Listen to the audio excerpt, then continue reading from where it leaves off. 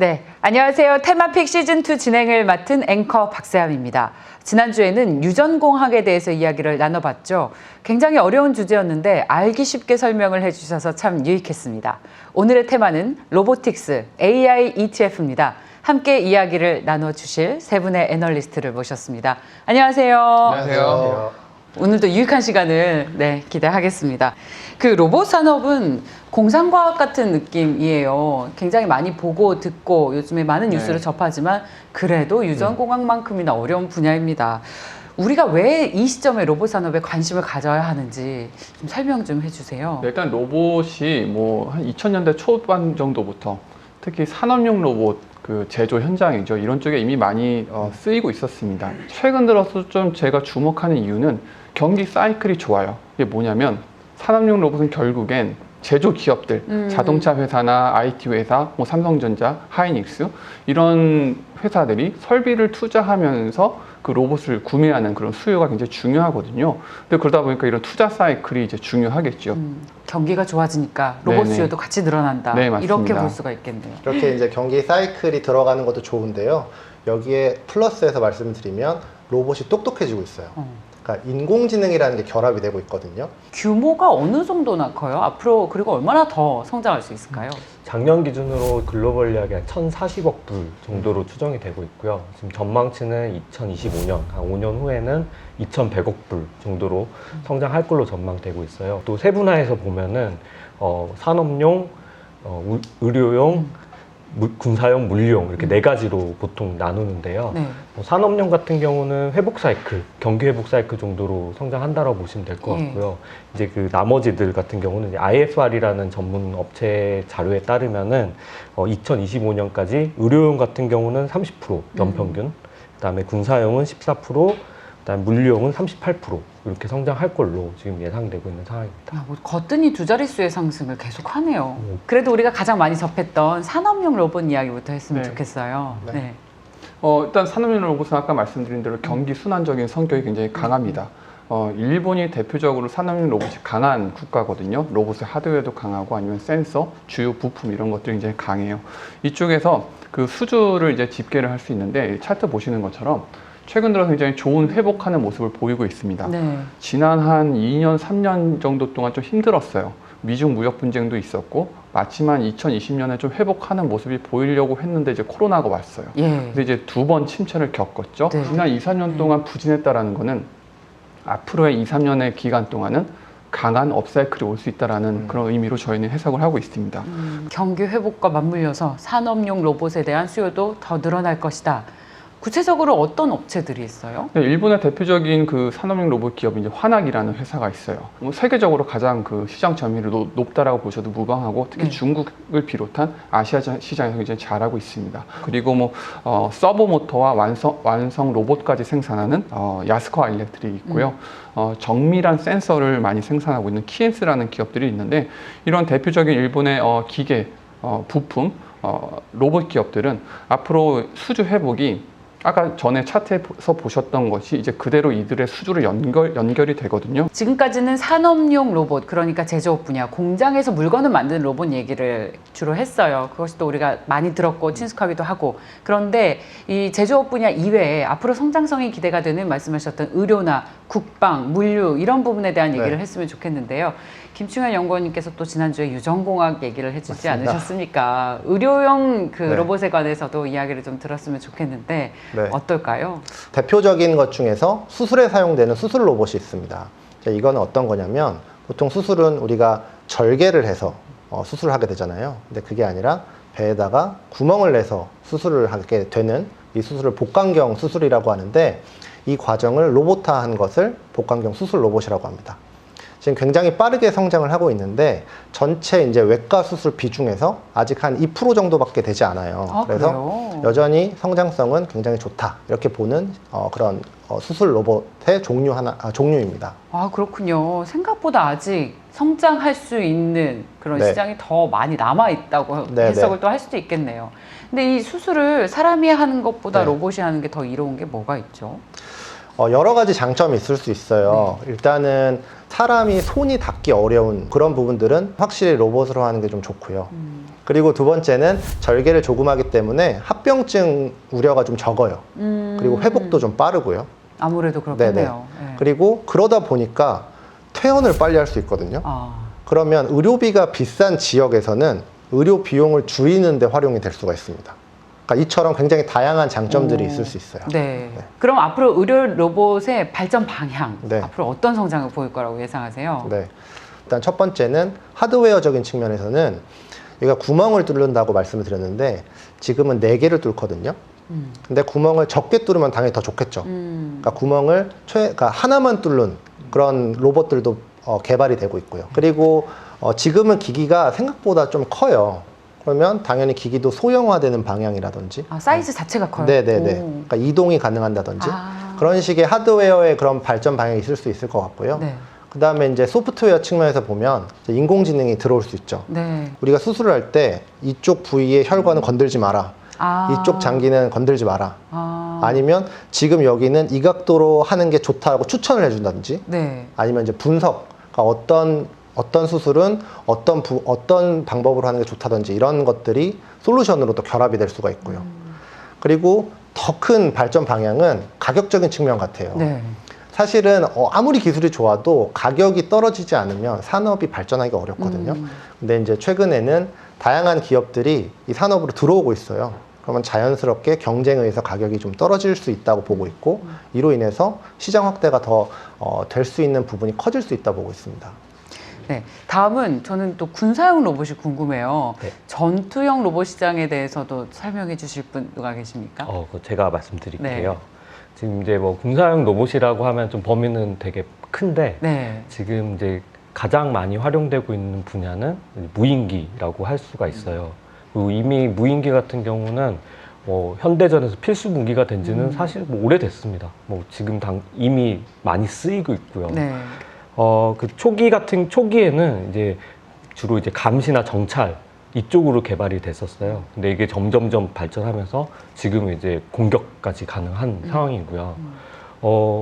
가장 이제 비근한 예로 작년에 있었던 일 2가지를 말씀드리면 이제 작년에 아르메니아랑 아제르바이잔 전쟁이 있었어요. 근데 그때도 무인기 활용이 승패를 갈랐다라는 평가가 많고요. 그리고 이거는 기억하실 텐데 작년 초에 미국이 이제 이란의 그 군부 신세인 거셈 솔레이마니를 무인기 리퍼로 암살을 했었죠. 네. 네, 그렇게도 쓰이고 있어서 네. 이미 뭐 많이 쓰이고 있고 전쟁에서는 필수 무기가 됐다 이렇게 네. 정리를 할 수 있겠습니다. 네. 그 어마어마한 이슈였죠. 그렇죠.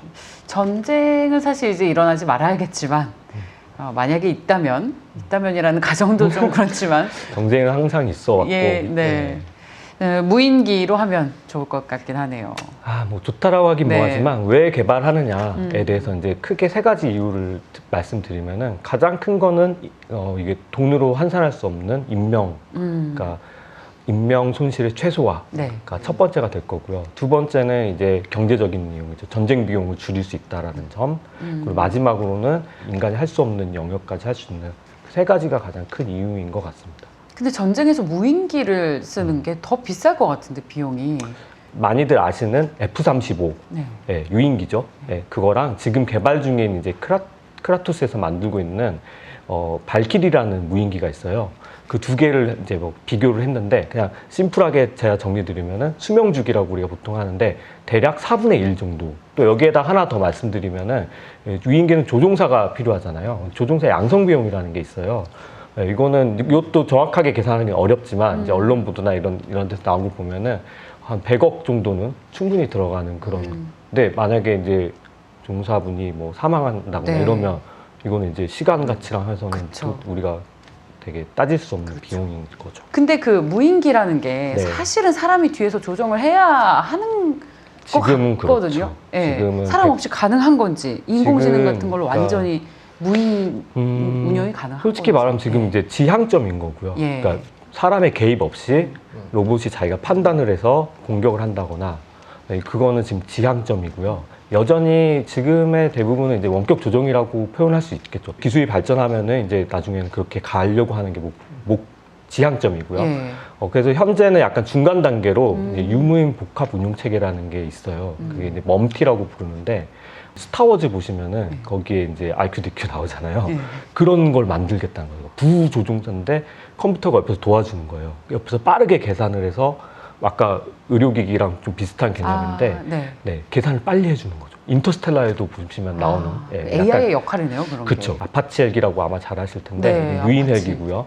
거기에 이제 그레이 이글이라는 무인기가 있는데 이거를 결합을 시키는 거예요. 같이 운용을 하다가 어떤 작전 지역에 이제 갈 때 아파치 헬기에 있는 사람이 무인기를 먼저 보냅니다. 무인기가 거기서 정보를 수집하고 저기 있다 하면 이제 여러 작전을 구현할 수 있어요. 아파치가 직접 가서 공격할 수도 있고요.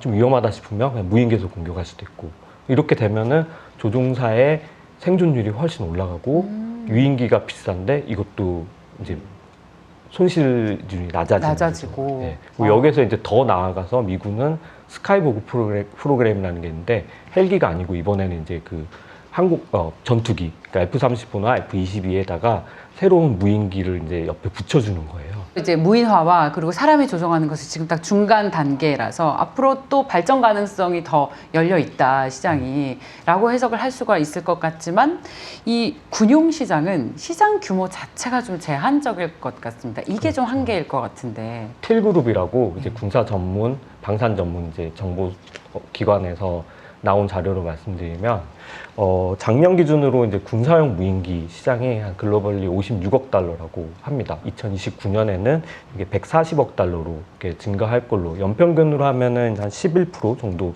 성장할 걸로 전망이 되고 있고요. 굉장히 큰 시장이군요. 예, 우리가 생각했던 것보다 훨씬 더 큰 시장인 것 같습니다. 그 물류 시장도 굉장히 큰 시장이 될 수 있어요. 그 이미 뭐 많이 쓰이고 있는 예로 보면 물류센터 같은 곳에서 이미 로봇이 많이 쓰이고 있거든요.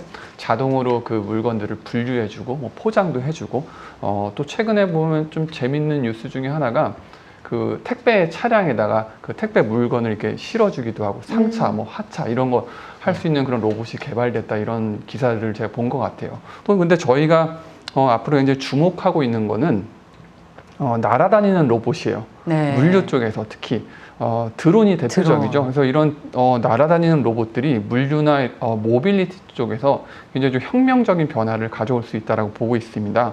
최근에 우리나라 부산항에서 해상 드론 배달의 그 상업 서비스를 시작했다는 뉴스가 있었어요. 저기 항구에 들어오는 배까지 입항 관련된 그런 서류나 이런 것들을 드론이 이제 실어다 주는 거거든요. 근데 옛날에는 그것도 이제 작은 배를 타고 사람이 갔었죠. 네. 그런데 아주 작은 물건인데 그거를 옮기기 위해서 엄청 큰 배에 사람이 타서 가니까 얼마나 비효율적이겠어요. 번거롭고. 근데 드론이 가면 비용은 배로 가는 것보다 80% 이상 싸고 시간은 90% 이상 줄어든다라고 나옵니다. 그래서 이런 물류 쪽에서 우리가 생각하고 있는 날아다니는 로봇인 드론들이 굉장히 큰 시장을 형성할 수 있을 거다라고 보고 있고요. 이미 미국의 아마존이나 DHL, UPS 같은 기업들은 이런 드론 배송을 직접 하려고 직접 개발을 하고 있고요. 이런 물류용 드론 시장은 제가 봤을 때는 5년에서 10년 안에 한 연간 500억 달러 이상의 규모로 성장할 수 있을 것으로 예상을 하고 있습니다. 지금 뭐 물류나 군사용 로봇 말씀을 주셨는데 일단은 규모도 굉장히 크고 신기한 것도 있고 그런 것도 있는데요. 여기서 우리가 놓치지 말아야 될 부분은 이 기계들의 인공지능이 들어간다는 거죠. 그래서 물류 로봇에도 들어가고 네. 군사용에도 같이 결합이 되고 있다. 그래서 이 포인트를 꼭 기억하시면 좋을 것 같습니다. AI가 이제 함께 들어간다는 게 네네. 핵심이군요. 네. 군사용에서도 제가 추가로 말씀드리면 당연히 무기에는 이제 AI가 접목이 되고 있어 왔고 앞으로 더 많이 될 건데요. 아직은 앞서도 말씀드려서 100% 완벽하지 못해요. 여전히 사람의 판단이 들어가고 있지만 기술이 점점 발전하면서 사람의 판단이 안 들어가도 AI가 자기가 판단을 해서 공격을 한다거나 뭐 이런 식으로 계속 발전하고 있는 단계입니다. 오늘 주제 굉장히 재밌어요. 우리의 미래를 얘기하고 바로 옆에 다가온 것 같아서 재밌는데 근데 제가 궁금한 게 최근에 갑자기 인공지능에 대한 관심이 엄청 빠르게 늘어났어요. 그렇죠. 그렇게 된 이유가 있을까요? 그 인공지능이라고 하면 지금 그 알고리즘이라고 해야 될까요? 사람의 뇌의 그 뇌세포의 구조 이런 거를 모방한 인공신경망 이런 알고리즘은 옛날부터 많이 한 20-30년 전부터 점점 이게 발전해 오고 있었습니다. 네. 그렇지만 최근 들어서 이런 발전 속도가 굉장히 빨라졌었던 가장 큰 이유는 일단 첫 번째로 우리가 삶을 속에서 이제 대량의 그 빅데이터가 수집될 수 있는 환경이 됐어요. 우리 다 스마트폰 다 갖고 다니잖아요. 네. 사진 많이 찍고 그 영상, 동영상까지 많이 찍고 하다 보니까 이런 빅데이터를 활용해서 기존에 있었던 그 인공신경망을 딥러닝 학습을 시킬 수 있게 됐죠.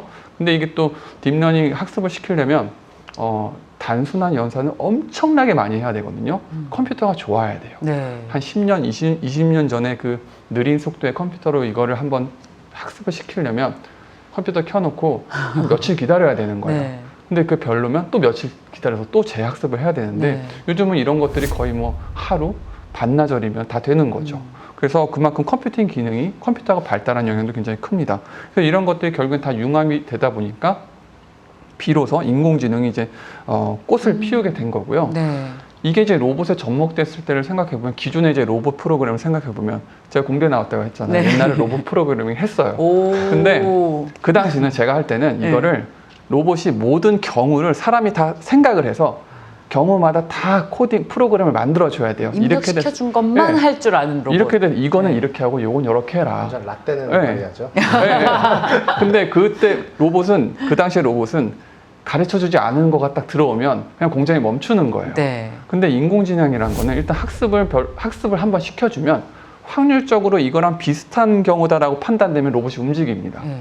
그러니까 예를 들면 깡통을 보여줬을 때 옛날 로봇 같은 경우 깡통이 이게 조금만 찌그러져도 이게 몰라요. 근데 인공지능 찌그러져도 약간 좀 어디서 한번 비슷한 깡통이네? 그걸 들고 작업을 할 수 있는 거죠. 그래서 굉장히 인공지능이 로봇의 유연성을 높여줬다. 그렇게 볼 수 있고요. 그러다 보니까 로봇이 많이 쓰이게 되는 거죠. 근데 로봇은 어찌 보면은 그 인공지능을 활용해서 기업들이 돈을 벌 수 있는 굉장히 좋은 네. 제품이 될 수 있어요. 네, 네. 많은 기업들은 인공지능을 활용해서 약간 좀 비용을 줄이는, 그러니까 뭐 무이나 이런 걸 통해서 비용을 줄이는 쪽으로 활용하지만 로봇 산업에 이용된다고 하면 인공지능을 이용해서 추가적인 기능을 만들 수 있고 그래서 자기들의 로봇을 더 비싸게 팔 수 있는 거죠. 그래서 로봇 산업은 대표적으로 인공지능을 활용해서 제품화해서 돈을 벌 수 있는 굉장히 좋은 산업이다. 그렇게 저는 봅니다. 네, 인공지능 기술이 굉장히 빠르게 발달하고 있는데 이것을 적용해서 수익화내기 가장 좋은 구조가 로봇 시장이다, 네. 로봇 산업이다라는 얘기인데요. 의료 분야는 어떻습니까? 맞습니다. 네. 그래서 말씀하셨던 부분들이 잘 현실화되고 있는 영역이 대표적인 부분이 의료 영역이에요. 네. 이제 신약 개발 그쪽에서는 인공지능을 활용해서 신약 후보 물질 발굴을 하는 그 시간을 단축하는데 활용을 하고 있고요. 그리고 진단 영역에서는 이제 우리가 엑스레이나 CT 같은 영상을 찍잖아요. 그럼 그거를 활용을 해서 지금 어느 부위에 무슨 문제가 있을 것 같다라고 해서 의사들에게 이제 어떤 진단하는 걸 도와주는 그런 역할을 하는 인공지능 솔루션도 있고요. 그다음에 저희가 또 다루었던 수술 로봇도 당연히 있는데 네. 아까 전에 말씀드렸던 것과는 또 반대로 추가적으로 이제 AR이나 VR이 네. 도입이 돼서 시뮬레이션 하는 데 활용이 되고 있어요. 네. 그렇게 되게 다양하게 활용이 되고 있고요. 네. 그리고 여기서 좀 더 재밌는 거는 우리나라도 속도가 느리지 않습니다. 의료 인공지능 관련해서는 우리나라 업체들도 상장돼 있는 업체들이 지금 있고요. 그래서 우리나라도 이 부분에서는 글로벌에 그렇게 뒤지지 않는다. 이렇게 보시면 될 것 같습니다. 그리고 현재 의료기기 업체가 앞으로 AI 기술을 접목시켜서 네. 네, 또 관련 로봇 시장에 진출을 할 수도 있는 거고요. 그러니까 의료 분야가 아닌 기업도 그렇게 하기도 합니다. 네, 네. AI 기술을 네. 접목시킨다라는 것이 앞으로 정말 무한 성장을 가져다 줄 것 같아요. 네. 네. 제가 또 좋아하는 회사 중에 하나인 하이크비전이라는 회사가 좀 대표적인 예로 볼 수 있어요. 옛날 같았으면은 그냥 CCTV 만들던 회사였거든요. 근데 이제 CCTV를 달아놓다 보니까 엄청나게 영상을 많이 볼 거 아니에요. 영상 데이터가 수집해서 이거를 분석하다 보니까 이제는 안면 인식도 가능하고 이 사람이 들어왔으면 매장에서 물건을 사고 그리고 어떤 물건을 샀는지 몇 개 샀는지 그거를 CCTV가 다 카운트를 할 수 있게 된 거죠. 저절로 빅데이터가 생긴 거네요. 그럼요. 네. 그리고 이제 이 사람이 이거를 계산했는지 안 했는지 계산을 안 하고 나갔는지 이것도 다 판단을 할 수 있고 그러네요. 심지어는 요즘은 계산 안 하고 나가면 이 CCTV 그 무인 매장 관리 시스템이 알아서 경찰서에 신고를 합니다. 그러니까 그 정도로 과거에 그냥 단순한 CCTV 회사였던 회사가 AI 인공지능을 접목해서 자기들은 이제 스마트 감시, 무인 매장 관리 이런 시스템을 만들어서 팔기 시작한 거죠. 그러다 보니까는 당연히 CCTV 카메라 팔 때보다 매출이 훨씬 더 늘어나고 이익도 늘어나는 그런 모습을 보이고 있고요. 산업용 로봇 같은 경우는 대표적으로 인공지능이 활용되는 좋은 예입니다. 머신 비전. 로봇은 결국에는 물건을 보고 인식을 할 수 있어야 돼요. 영상 분석에는 당연히 인공지능이 많이 활용이 되고, 그러다 보니까 과거에는 단순한 일만 할 수 있었던 산업용 로봇들이 지금은 굉장히 유연하게 이렇게 컨베이어 벨트에 물건들이 조금 이상하게 들어오더라도 네. 그걸 가지고 다 작업을 할 수 있게 됐죠. 그것 자체가 산업용 로봇의 수요를 장기적으로 끌어올리는 요인으로 작용을 하고 있습니다. 연구원님께서는 유연하게라고 표현하셨지만 어마무시하게 똑똑해져서 그럼요. 인간이 위협을 느낄 정도로 네, 어마어마한 딥 러닝을 통해서 기술 진보가 계속 일어나고 있는 네, 것 같습니다. 맞습니다. 자, 이제 시청자분들께서 가장 주목해야 할 시간입니다. 로봇 산업에 관심 있는 분들이라면 어디에 어떻게 투자를 해서 수익을 낼 수 있을지 조언을 좀 해주십시오. 네, 저희가 오늘 한 얘기를 다 다시 복귀해봐도 네. 로보틱스나 AI 산업 같은 경우는 어떤 특정 산업이나 뭐 특정 기업 이렇게 찝어내기는 어렵고요. 그래서 전방위적으로 지금 뭐 의료용, 산업용, 군사용, 뭐 다른 뭐 물류용까지 이렇게 다 성장을 할 걸로 예상되고 있기 때문에 이런 모든 게 잘 어우러져 있는 ETF 같은 상품에 투자하는 게 어떨까라고 저는 생각합니다. 네. 네, 대표적으로 글로벌엑스 로보틱스 앤 AI ETF가 있습니다. 참고로 티커는 BOTGUS이고요. 중국 쪽에만 집중적으로 투자하는 글로벌엑스 차이나 로보틱스 앤 AI ETF도 있습니다. 보츠 ETF 같은 경우는 그 순자산 규모도 한 26억 달러 정도 돼서 굉장히 크고요. 성과도 최근에 안정적이에요. 보츠 같은 경우는 물류용, 의료, 그리고 군사 이런 전문 서비스 로봇 기업뿐만 아니라 일본의 대표적인 산업용 로봇 회사, 자동화 시스템 회사, 부품까지 다 이렇게 포함하고 있고, 인공지능의 핵심적인 기업들, 대표적으로 엔비디아 같은 회사들이 있죠. 이런 네. 기업들로 다양하게 구성이 되어 있습니다. 다른 그 경쟁 ETF 대비 좀 약간 차별화되는 그런 포인트는 네. 제가 봤을 때 현대적인 로보틱스의 개념에 좀 더 부합해요. 그 말은 전문 서비스용 로봇 이런 것들도 많이 들어가 있고, 그리고 인공지능 관련된 주식들이 엔비디아처럼 이런 것들이 들어가 있기 때문에 현대적인 로보틱스의 발전 방향 그런 쪽에 가장 부합하다라고 보고 있고, 종목 수도 한 20-30개 정도로 압축되어 있어서 굉장히 집중해서 투자를 할 수 있습니다. 타이밍상도 굉장히 좋다라고 보고 있는 이유는 구조적으로 성장하고 있는 전문 서비스용 로봇 기업들이 많이 포함돼서 좋은데, 거기에 더해서 산업용 로봇이 아까 초반에 말씀드렸다시피 그 사이클이 좋다. 네. 그래서 이런 것들이 최근에 보츠 ETF의 성과를 좋게 만드는 요인인 것 같고요. 또 엔비디아 같은 경우는 그 GPU 판매도 호조를 보이고 있긴 하지만 최근 들어서 또 CPU 시장에 진출한다라는 그런 또 개별적인 뉴스도 있어서 ETF에 긍정적인 영향을 주고 있습니다. 이 로봇 산업에 안정적으로 투자를 원하시는 분들은 이 말씀하신 ETF 상품에 관심을 가지시면 되겠고, 혹시 주요 기업에 직접 투자하고 싶으신 분들을 위해서 관련 산업에서 어떤 기업이 있는지 소개를 좀 해주세요. 대표적인 수술 로봇 업체로 인투이티브 서지컬이라는 업체가 있습니다. 이제 우리나라에서는 다빈치 수술 로봇이라고 더 많이 알려진 업체인데요.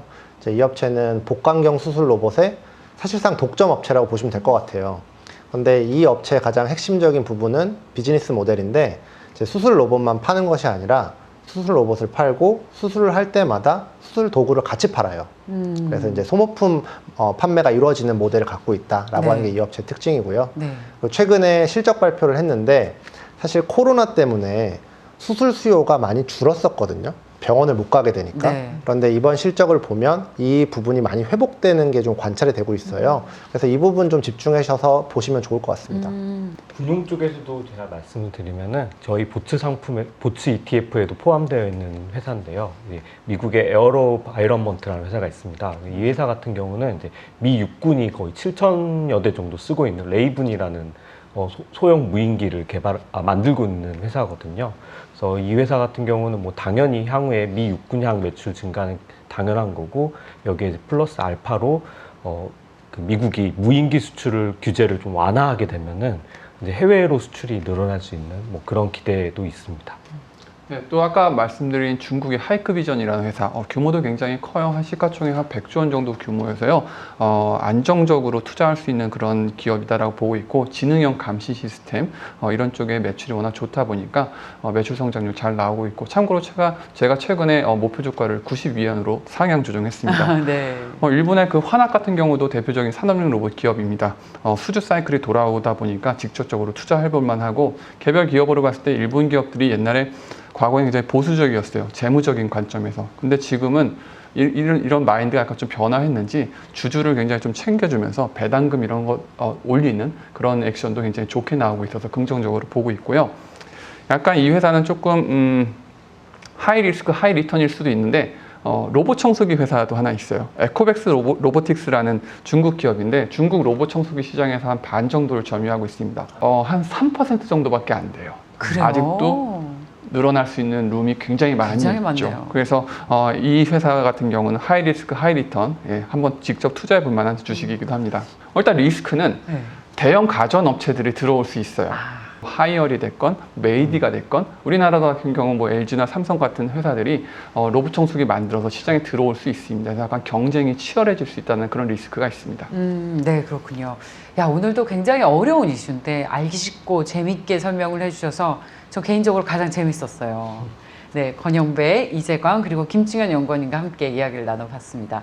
권영배 연구원님이 가장 잘하시는 네. 거, 핵심 포인트를 콕 집어서 설명해 주신다면 네, 뭡니까? 이제 정말 바야흐로 인공지능의 힘으로 꼽히는 로봇의 시대가 오고 있습니다. 당연히 우리는 투자해야 되고요. 산업용 로봇, 그리고 전문 서비스 로봇, 그리고 이런 로봇 산업의 혁신을 이끌고 있는 인공지능 산업에도 같이 투자를 해야 되죠. 그리고 지금 타이밍도 굉장히 좋습니다. 전문 서비스용 로봇은 앞에서 말씀드렸다시피 매년 한 20에서 30%씩 장기적인 구조적인 성장이 예상되고 있고, 산업용 로봇은 지난 2, 3년 동안 힘들었지만 지금부터는 좋은 상승 사이클로 들어가고 있기 때문입니다. 네, 권영배 의원님 말씀 잘 들었습니다. 네, 명쾌한 정리였던 것 같습니다. 자, 테마픽 시즌2 3편 여기서 마무리를 짓겠습니다. 다음 이 시간에는 더욱 유망한 테마를 가지고 다시 오겠습니다. 고맙습니다.